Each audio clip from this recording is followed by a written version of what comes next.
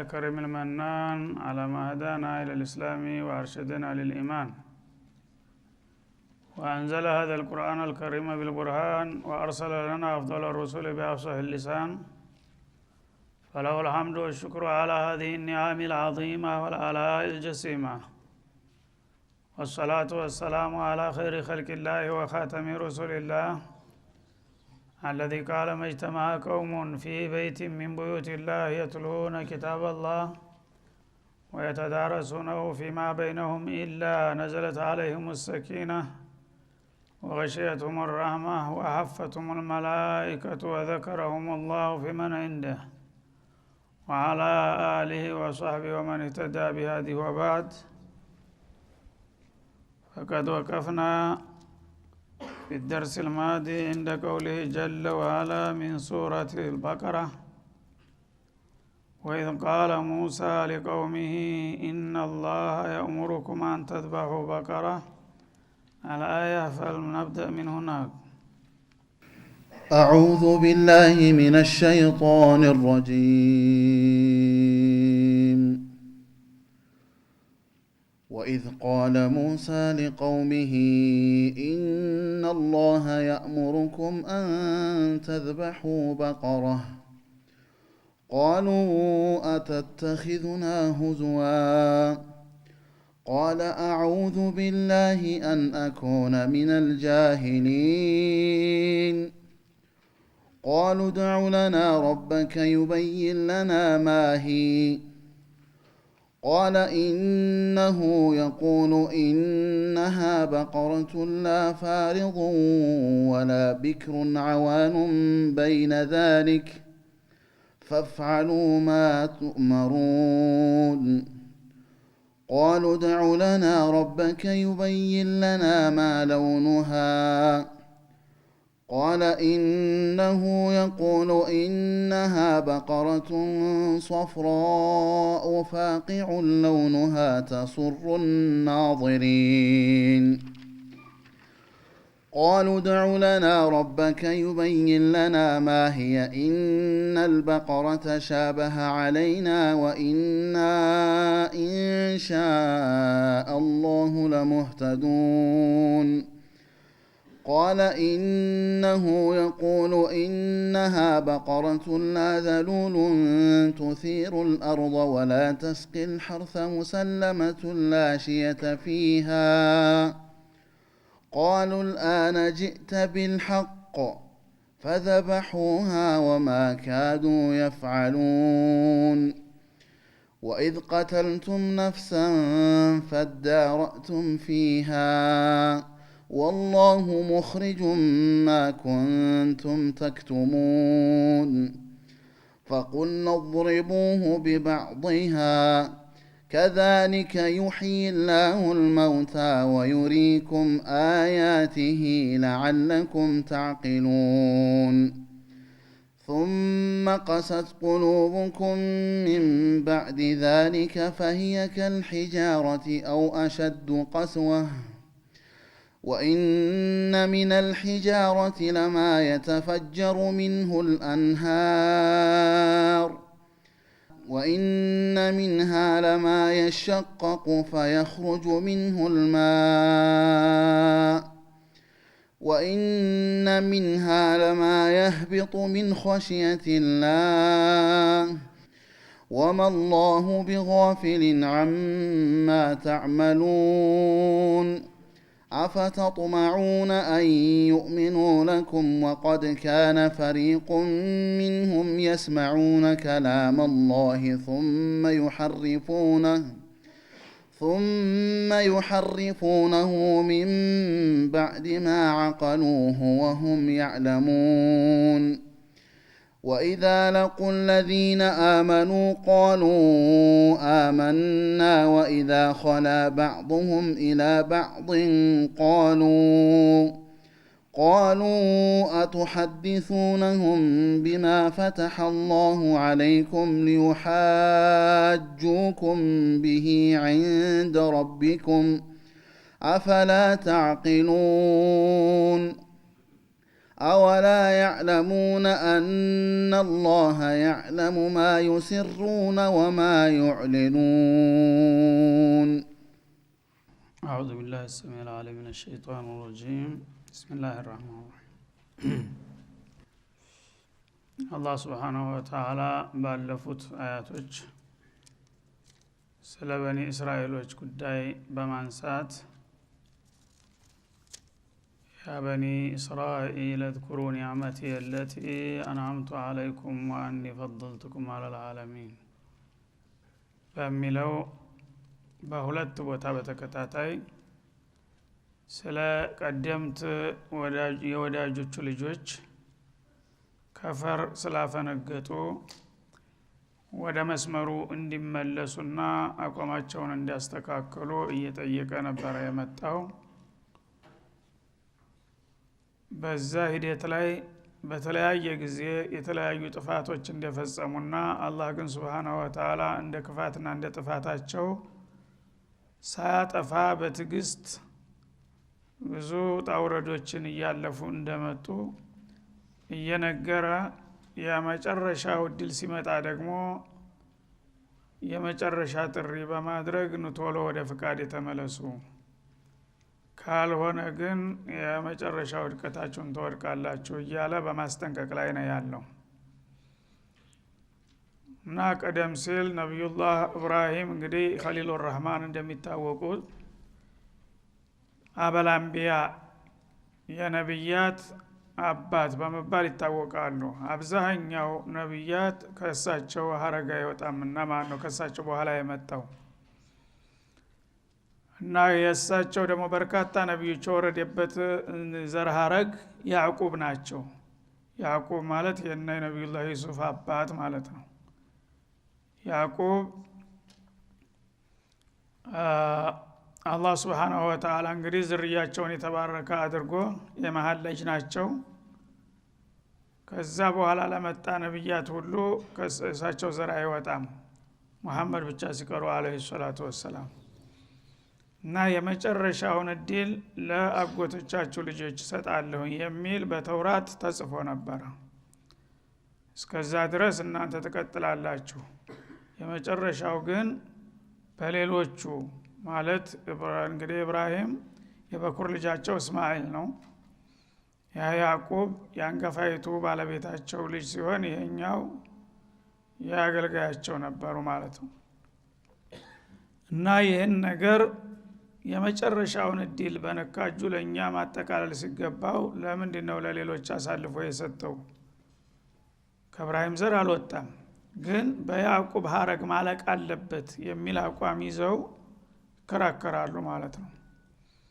አላህ ደግሞ Subhanahu Wa Ta'ala እስካሁን እንደውም ለእናንተ የሰጠሁትን እድል ለማንም አልሰጠሁም፣ ያን ሁሉ እድል ተሰጥቷችሁ የመጨረሻ እድል ደግሞ ላጎታችሁ ልጅ ቢሰጥ ምንድነው ችግሩ በማለት ብዙ ጊዜ ያው ቢያባበላቸውና ቢያግባባቸው ቢያስጠነቅቅና ቢዝትም ሊሰሙ አልፈለጉም ማለት ነው። ያኔ አላህ Subhanahu Wa Ta'ala እነዚህ ሰዎች አውቆጠፍ በመሆናቸው ያላቸውን ክፋትና ተንኮል አጋልጦ ለመጨረሻው ኡመት ጥላት መሆናቸውን ማሳወቅ ነበረበት ማለት ነው። በዛ መሰረት በዚህ በበቀራ ላይ እንግዲህ በጣም በሰፋ መልኩ ስለ ይሁዶች በደንብ ይገልጻል ማለት ነው። ለምን እነዚህን ሰዎች ያቋም ለውጥ አድርገዋል። ትናንትና በመድር ላይ ወአኒ ፈضلتكم على العالمين እንዳለው በመሬት ላይ በኒ እስራኤልን የሚያክል ወደ አላህ ቅርብ የሆነ ህዝብ አልነበረም። ታሪካቸው የሚታወቀው በዛ ነው። አሁንም በኒ እስራኤል የሆነ ሁሉ እንደዚህ ነውና ታሪካቸው ብሎ በዛ መልክ እንዲያያቸው እነሱ ከነበሩበት አቋም ተለውጠዋል። ትናንትና የአላህ ወዳጅ የነበሩት ዛሬ የአላህ ጥላት ሆነዋልና እንቢ ብለዋል። እወቋቸው፣ ተጠንቀቋቸው ለማለት ነው። ብዙ ጊዜ ደጋግሞ የሚወቅስና የሚኮንናቸው የተለያዩ ጀራኢማቸውን የሚያጋልጠው እነዚህ ሰዎች እወቋቸው። ምክንያቱም የነ ኢብራሂም የነ ያዕቆብ የነ ኢስሐቅ የነ ዩሱፍ የነ ሙሳ ዘር ናቸው በሚል እንዳትታለሉ እነሱ ወደ አውሬነት ተለውጠዋልና ተጠንቀቋቸው ለማለት ነው። ልክ ሸይጣን ላይ እንዳደረገው ማለት ነው። ነሸይጣን ለኩም አዱኡን ፈተኺዙሁ አዱዋ ወላሁ አዕለሙ ቢአዕዳኢኩም ይላል። እነዚህም ላይ በምድር ላይ አደገኛ ጥላት ካላችሁ ማን እንደሆነ ጌታ ያውቃል፣ እነሱም አለል ኪታቦች ናቸው ይላል ማለት ነው።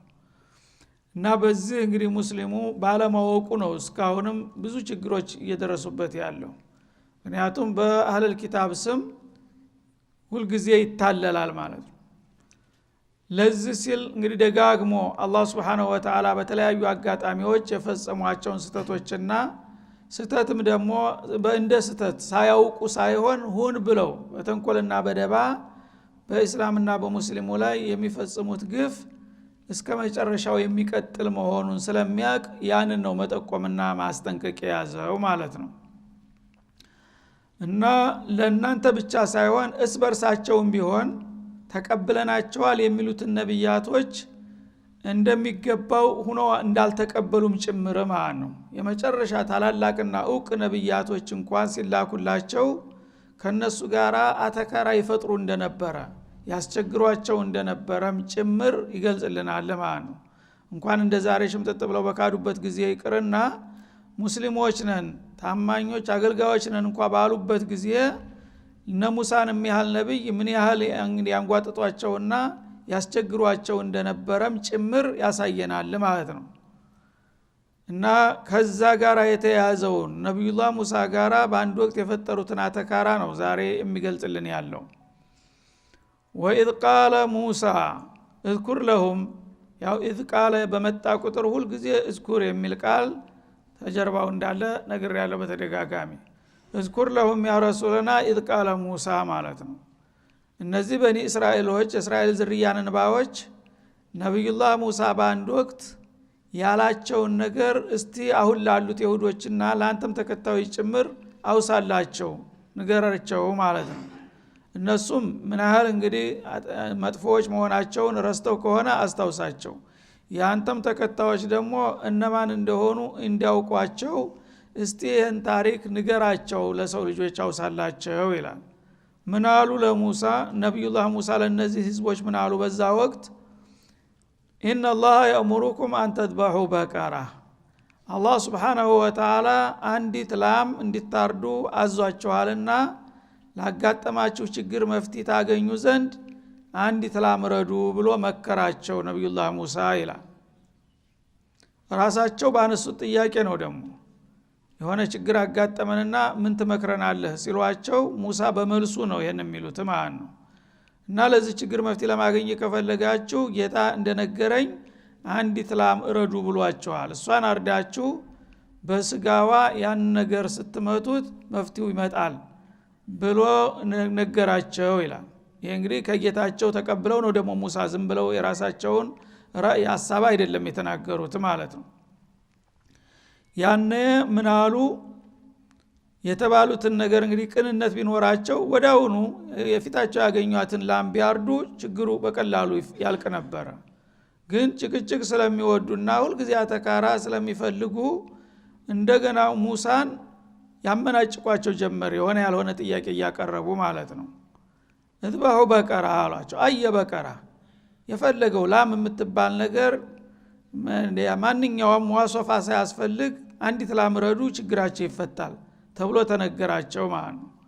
እነሱ ግን ምን አሉ? ቃሉ አተተኺዙና ሁዙዋ መቀለጃ አድርገህ ያዝከን እንዴ አሏቸው ሙሳ ከሊሙላህን ማለት ነው። መሳለቂያ ታደርገናለህ እንዴ? ሰው ጥያቄ ጠይቆ ጥያቄ የሚጠይቀው ሰው መቼም ለማያውቀውን ነገር ነው አዋቂ ዘንድ ሄዶ የሚጠይቀው። ስለዚህ አዋቂ ደግሞ ይሄ ይበጃቸዋል ብሎ ከነገረ ይሽ ሞክራለሁ ማለት አለብህ እንጂ ብትጠራጠር እንኳን እርግጠኛ ሆነ መቀለጃ አደረከ እንዴ ትላለህ እንደ መልስ ሰጥህ መቀለጃ መሆኑ እንዴት አወቁት? ሙሩአ የሚባል ነገር ለሰው ልጅ ክብር የሚባል ነገር አይሰጡም ማለት ነው።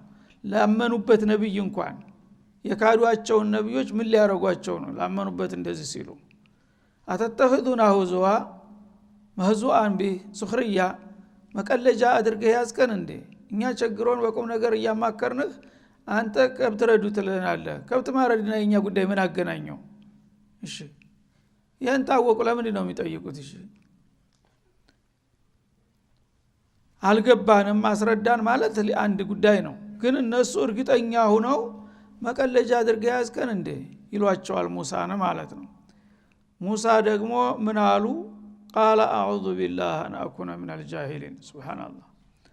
እና አሁን እናንተ በቁም ነገር መጣችሁ ችግር አጋጥሞናልና መፍትሄ ፈልግልን ብላችሁ እንደጠየቃችሁ አስታውሳለሁ። ያን ነገር ደግሞ ጌታዬን ጠይቄ የሰጠኝን መልስ ነው የሰጠኋችሁ። ግን በእሱን ስሰጣችሁ መቀለጃ አድርገህ ያዝከን መሳለቂያ አደረከን ትሉኛላችሁ። ቁም ነገር ሲጠይቁት ያልሆነ ዋዛ ፈዛዛ የሚናገር ሰው ባለጌ ነው አሉ፣ ጃሂል ነው። ስለዚህ እኔ ደግሞ ጃሂል እንዳልሆን በጌታዬ እጠበቃለሁኝ። አሻ እንደዚህ ነገር እኔ ሐሳቡም የለኝም አሉ ማለት ነው። ተምን ተነስታችሁ ነው መቀለጃ አደረከን የምትሉኝ? የቸገረ ሰው መጥቶ እንትን ሲጠይቅህ ከቻልክ መፍትሄ ትሰጣለህ፣ ካልቻልክ አላውቅም ትላለህ እንጂ እንደገና መቀለጃ ማድረግ በእኔ ደረጃ ቀርቶ ማንም ሰው ይሄን ካደረገ ብልግና ነው። እና እኔ ደግሞ ከባለጌዎች እንዳልሆን በጌታዬ እጠበቃለሁኝ። ይሄን ነገር በጣም የምጠላው ነገር ነውና አላህ በእኔ ላይ እንደማያመጣው ተስፋ አደርጋለሁ ብለው መለሱላቸው ማለት ነው። ይህም ይበቃ ነበር እንግዲህ። ከዚህ ቢማሩ ይቅርታ እኛ ዝም ብለን አፋችን ተሳስቶ ነው እንትን ያልነው ስላልገባን ብቻ ነው ያስረዱን ማለት ነበረባቸው። አሁንም ይቀጥላል ተካራው ማለት ነው።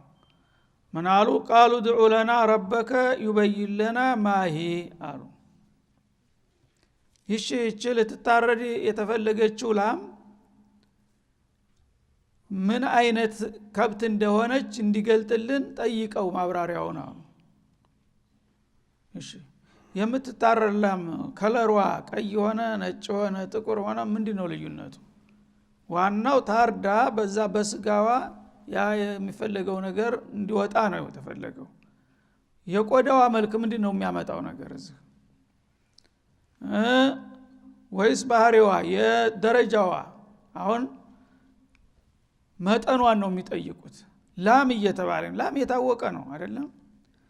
እሱ ግን ትንሽ ናት፣ ጥጃ ናት ገና፣ ወይም ትልቅ አሮጊት ናት፣ ወይ መካከለኛ ናት፣ እህቲማል አለው እኮ ላም ሲባላሉ። ስለዚህ ይህንን ማብራር አለብን። ለምንድን ነው እናጅሬ እንዳያደጋግማቸው ለመጠንቀቅ ነው። ሟሷፋውን አሟልተው መመዘኛው ተተሟላ በአንድ ጊዜ ለመገላገል ብለው ነው። ግን ዝም ብለን ካረር እንዲህ አይነት ነገር ጎሏታል እኮ ይቻል ነበረችም ብሎ እንዳያደጋግማቸው ሊጠነቀቁ ነው ማለት ነው። ግን አክስ ነው። አላህ ጋር ፉክክር መግጠም ምን ያህል እንግዲህ አደጋ ነው። የፈሩት ነገር እየባሰ ሊመጣ ነው። እነሱ ግን ሊጠነቀቁ ነው ይሄን የሚያደርጉት። እና ምን አሉ? ادعو لنا ربك ማለት اسال لنا ربك ማለት ነው፣ ጌታህን ጠይቅልን። ይህስ አባባል ራሱ ትክክል ነው። ጌታ የሙሳ ብቻ ተደረገ። ጌታችን አይልም ረበና ለምን አይልም? ادعو لنا ربك ይሏቸዋል። የሙሳ ጌታ ብቻ ነው። ጌታችንን ማለት እንኳን ተጸይፈዋል ማለት ነው። የሽታልክ ጌታን ጠይቅልን፣ ዩበይን ለና እንዲገልጥልን፣ ይወድህ ለና ማለት ነው። ማሂ ይህች እንድናርዳት ያዘዝከላም ምን አይነት ከብት እንደሆነች የበለጠ ማብራሪያ ይሰጠን አሉ። ይህሽ አሉና እንደፈረደባቸው ሙሳ አሁንም ጌታቸውን ጠይቁ ማብራሪያ በዙ ጥያቄ ማለት ነው። ጌታ ነገራቸው፣ ግን ሳያውቁት ወደ አደጋ እየወሰዳቸው ሄደ፣ ተቀይሟቸዋልና ማለት ነው። ለው አመዱ ኢላ አይ በቀረቲን ለከፈቱም ወላኪን ሸደዱ ፈሸደደ አላሁ ዐለይሂም ይላሉ አብዱላህ ብኑ አባስ። መጀመሪያ ላምረዱ ሲባሉ ያገኙትን ከብት ቢያርዱ ተገላግለው ነበር። ግን ራሳቸው እያከረሩ መጡ። አላህ ደግሞ የበለጠ አከረረባቸውና አልጠበቁት ማጥ ውስጥ ጨመራቸው ይላል። እና ይህች ከብት ምን እንደሆነች ጠይቅልን አሉ። ሙሳም በመልሱ ኢነሁ ጌታዬ አሉ። ኢነላህ ማለታቸው ነው። የቁል ይላል ስለ እሷ ማብራሪያ፣ ኢነሃ ይህች እንዲታርዷት የምትፈለገው ላም በቀረቱን ላ ፋሪዱን ወላ ቢክር፣ በእድሜ የገፋች የገነገነች አይደለችም አሉ። ፋሪድ ማለት ሙሲና ማለት ነው፣ ያረጀች ላም። ወላ ቢክሩን ወይም ደግሞ ገና ጥጃ ለጋ የሆነችም አይደለችም አሉ። እንግዲያውሳ አዋኑን በይነ ዛሊክ ነሶፍ በይነ ዛሊክ፣ በዚህ መካከል እድሜ ላይ ነው ያለችው። ተጥጃነትም አድጋለች ጊደር ሆናለች ማለት ነው ለመውለድ የደረሰች ናት ደግሞ አልገፋችም አሮጌም አይደለችም ይሄ ራሱ በቂ ማብራሪያ ነው እንግዲህ ላም የሚለው ራሱ የሚያመለክተው ይሄንን ነው ይሄንን በሚሏቸው ጊዜ አሁንስ የት ይቆማሉ ወላ ቢክሩን አዋኑን በይነ ذلك ማለት ሙተወሲጧ በይነ ذلك በዚህ መካከል ነው እድሜዋ ففعلوا ما تؤمرون ولا تماروا ስለዚህ ያው አስፈላጊው ማብራሪያ ተሰጥቷቸዋል አሁን የምትታዘዙትን ነገር ቶሎ ብላችሁ መስራት አለባችሁ እንጂ ክርክር አታራዝሙ አሏቸው ክርክር ካራዘማችሁ ችግር ይመጣባችኋል ብለው ጠቆሟቸው ማለት ነው የምትታዘዙትን ነገር ዝም ብላችሁ ፈጠን ብላችሁ ከሰራችሁ ችግራችሁ በቀላሉ ይፈታል ግን የማንዛዛትና የመጨቃጨቅ ሁኔታ ካመጣችሁ እናንተ ጥንቃቄ ያደረግን ቢመስላችሁ ያላሰባችሁ ችግር ላይ ትገባላችሁና ቶሎ ብላችሁ ብቻ አድርጉት አሏቸው ማለት ነው ይሄም በቂ ነበር ግን ማን ይሰማል ቃሉ ዱዑ ለና ረበከ አሉ አሁንም ቢሆን ጌታህን ጠይቅልን አሉ በተጨማሪ ይበይን ለና ማለውኑሃ ይህች ላም መልኳ ከለሯ ምን እንደሚመስል ይግለጽልናል ይኸውላችሁ እንግዲህ መልክ የሚታረድ ከብት ተታረደ ቆዳው ወዲያው ተልጦ ይወድቃል ጉዳዩ ያለው ስጋው ላይ ነው ግን እነሱ መልኩ ታልተወሰነ አናርድም ብለው ይከራከራሉ ማለት ነው መልኳ ምን ይመስላል ቃል ያነ ሙሳ ኢነሁ ጌታዬ አሉ ኢነሁ የሚለው ሁሉም ቦታ ኢነላህ ማለት ነው ያው በዶሚር ተተክቶ ጌታዬ የቁል ስለዚህም ጥያቄ መልስ እንደሚከተለው ይላል አሉ ኢነሃ ይህች እንድታርዷት የታዘዛችኋት ላም በቀረቱን ሶፍራ ችግር የለውም ማብራሪያ መስጠት አያቅተንም እና መልኳ ቢጫ ናት አሉ ቢጫ ነው መልኳ ፋቂዑ ለውኑሃ ቢጫነቷ ደግሞ በጣም የደመቀ እንዲሁ ዝም ብሎ ተራ ቢጫ ሳትሆን ልክ እንደ ፀሐይ ጨረር የሚበራ ነው በጣም ቢጫ ሲሆን የከብቶች ጠጉር ልክ የፀሐይ ጨረር ከሱ የሚመነጭ መስላል ይባላል ያንጸባርቃል እና ደማቅ የሆነች ቢጫ ጠጉር ያላት ይሄ ደግሞ አይነት ከለር በከብቶች ላይ በቀንዲ ከብቶች ላይ በጣም ብርቅ ነው አይገኝም አሁን እንግዲህ እየከፋ መጣ ማለት ነው እንትኑ ክራይቴሪያው እየከረረ መጣ እንግዲህ ብዙ ጊዜ የሚገኘው ጥቁር ከብት ቀይ ከብት ወይም ቡራቡሬ በሽ ነው በየቦታው ግን ድምቅ ያለ ፀሐይ ጨረር የመሰለ ከብት በጣም አይገኝም የፈለገው ብዙ ያለፋል ለማግኘት ማለት ነው ይሄ በጣም ደማቅ የሆነ ቢጫ ጠጉር ያላት ናት ተራ ቢጫም አይደለም ማለት ነው ተስሩ ናዚሪን ቢጫነቷ በጣም ከመድመቁ የተነሳ ተመልካቾችን ታስደስታለች ያያሰው ሁሉ ልክ የፀሐይ ጨረር መስሎ ፀሐዩ ጋራ ጠጉሯ ሲጋጭ የፀሐይ ጨረር ራሱ ከሷ የሚፈልቅ ይመስላል ያን የመሰለች መሆን አለባት ተብሏል አሉ ተስሩ ናዚሪን ተመልካቾችን የምታስደስት ቢጫ ከብት በጣም ደስ ይላል የበለጠ ደግሞ ቢጫነቱ ወጥ ከሆነ ሌላ ጠጉር መሐከል ካልገባበት ማለት ነው ይህም ተብሎ አልበቃቸውም ቃሉ ዱዑ ለና ረበክ አሁንም ጌታህን ጠይቅ አሏቸው ይበይን ለና ማሂ አሁን ደግሞ ሞያዋ የባሰው ላኢላሃ ኢላላህ የሚታረድ ከብት ሞያው የእርሻ ከብት ነው ምናምን ምን ያስፈልጋል እና ሞያዋ ምን እንደሆነች ይግለጥልን አሉ ለእርሻ ቢሆን ኑሎ ያው ለእርሻ ቀንታለች ወይ ተንኮላኩሏል ይባላል አሁን ግን ልትታረር ነው ተደቂቃ በኋላ እነሱ ግን መልኳ ብቻ ሳይሆን ሞያዋም ጭምር መታወቅ አለበት ምክንያቱም ነገ ተታረደች በኋላ የቀን ከብት ያልኳችሁ እንዲህ አይነት ሞያ ያላት ነበር መሆን ያለበት እናንተ ግን የዚህ አይነት ነው ሞያዋ ብሎ ያፈርሳል ብለው ነው የሚፈሩት ማለት ነው ኢነል በቀረ ተሻበሃ አለና ምንም ማብራሪያ ብትሰጥ ይሄ ኢላም የሚለው ቃል ጥቅል ነውና ብሽታ አለበት አሁንም አሉ ተመሳሰለብን ይሄም ላም ነው ይሄም ላም ቢጫም ሆኖ የተለያየ ደረጃ ሊኖረው ይችላል የተለያየ ባህሪ ሊኖረው ይችላል እሱንም አሁን ተጨማሪ ማብራሪያ ያስፈልገናል ይሏቸዋል ማለት ነው። ወኢና ኢንሻአላህ ለሙህተዱን አሁን ትንሽ ሻል ያለ እስላማዊ ቃል ተናገሩ። እኛ ራሳ ሞራላቸው እንትና ህሌናቸው ወቀሳቸው። ሙሳን ይሄን ያህል ማድረቃቸው ራሳ ተሰማቸውና ይቅርታ አድርግልን ብቻ ቅር እንዳይልህ አሏቸው ማለት ነው። አላህ ካለ የተባለውን ነገር ለማድረግ እየጣርን እየሞከርን ያለ ነው። ግዴለም ታገሰን፣ ግን ይሄን ማብራሪያ አሁንም ተጨማሪ ጠይቅልን ይሏቸዋል ማለት ነው። ይህችን ባይሉ ኑሮ ግን እስከ መጨረሻው የበለጠ እየከፋ ይሄድ ነበር። ኢንሻአላህ ማለት አንድ ነገር ስታቅድ ጥሩ ነው፣ መፍትሄ ያመጣል ማለት ነው፣ ወደ አላህ ተወኩል ስለምትሆን። ይችን በማለታቸው ነው በተወሰነ ደረጃም ሊገላገሉ የቻሉት። ይችን ባይሉ ግን የባሰ ማጥ ውስጥ ነበር የሚገቡት ይላሉ ረሱል አለይሂ ሰላቱ ወሰላም። እና አሁንም እንግዲህ ቀጣው ምን እንደሚሆን ዝርዝር ሁኔታውን እንመለስበታለን ከአፍታ ረፍት በኋላ። ወሰለላሁ ዐለ ነብይ ወዐላ አሊሂ ወሰለም።